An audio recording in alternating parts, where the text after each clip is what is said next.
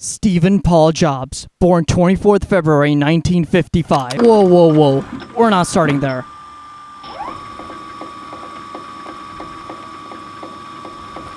Let's cut the personal computers have changed our lives BS.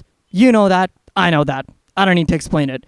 But this is a story of some really smart people who might not be as clean cut as you thought. So strap in, cause this one's a doozy. A story of intellectual theft, friends betraying each other, backstabbing, and how it all went down. Cause God knows, I love drama.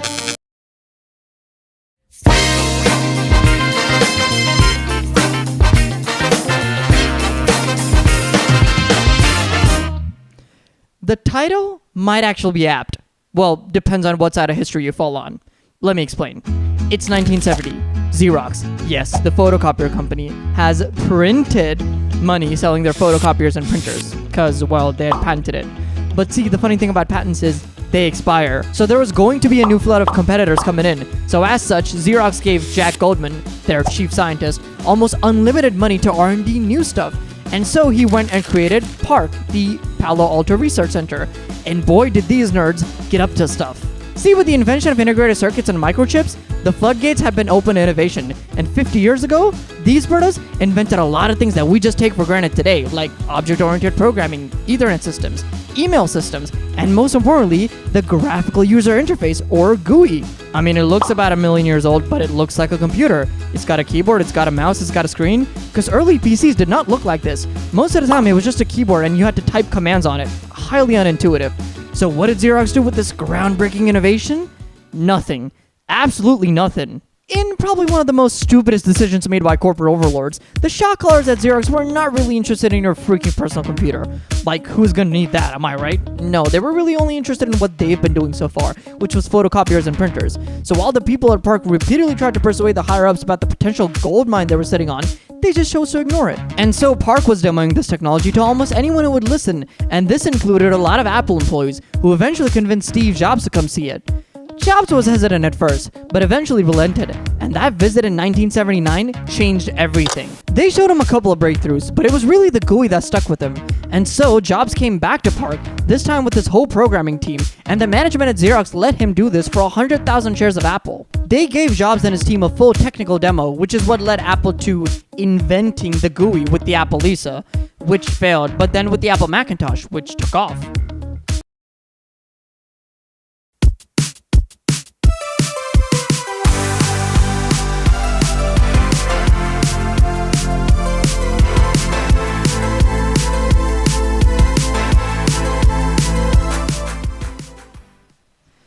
This is where it really gets crazy, because regardless of whether you think Steve Jobs stole from Xerox PARC or not, suffice to say at least he was inspired by it. But see, this is where Bill Gates comes in. Being the same age as Jobs, he was out here making moves at the same time, and given his incredible aptitude, he was consulted for help by Apple for floating point numbers for the Apple II. Apple flew him out and paid him $31,000 for his help. This is what led to a friendship between Jobs and Gates.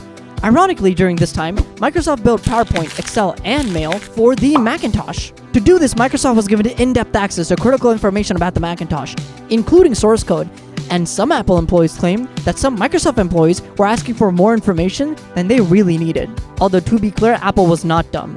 They did sign an agreement with Microsoft saying that they cannot release their own mouse-based software until 2 years after the Mac was released. But see, that agreement was made in 1981, which meant Microsoft couldn't do nothing till 1983. Unfortunately, what happened was the Mac's release date got pushed from 1982 to 1984, but Microsoft's contract stayed the same. And then came the bomb. In November 1983, Bill Gates announced Windows, a graphical user interface on top of MS-DOS. Jobs went into a frenzy. Get Gates down here now. He needs to explain this, and it better be good. When Gates eventually did get down there, Steve Jobs, not known for his cool temper, was quite literally firing at Gates. Gates sat there calmly and eventually replied, and I quote, "Well, Steve, I think there's more than one way of looking at it. I think it's more like we both had this rich neighbor named Xerox, and I broke into his house to steal his TV set and found out you'd already stolen it." I think the real issue that Jobs took was Gates stole the spotlight by revealing the GUI before the Macintosh. But either way, this was the start of a long chain of lawsuits launched by Apple against Microsoft, starting with the release of Windows 2.0. Although, to be clear, Steve Jobs had already left by 1985, and these lawsuits didn't start until 1987. And the animosity between Apple and Microsoft wasn't squashed for a while. Until 1997, when Steve Jobs returned, Microsoft invested in Apple, and Steve Jobs and Bill Gates were friendly to each other once again. But that's a whole nother story.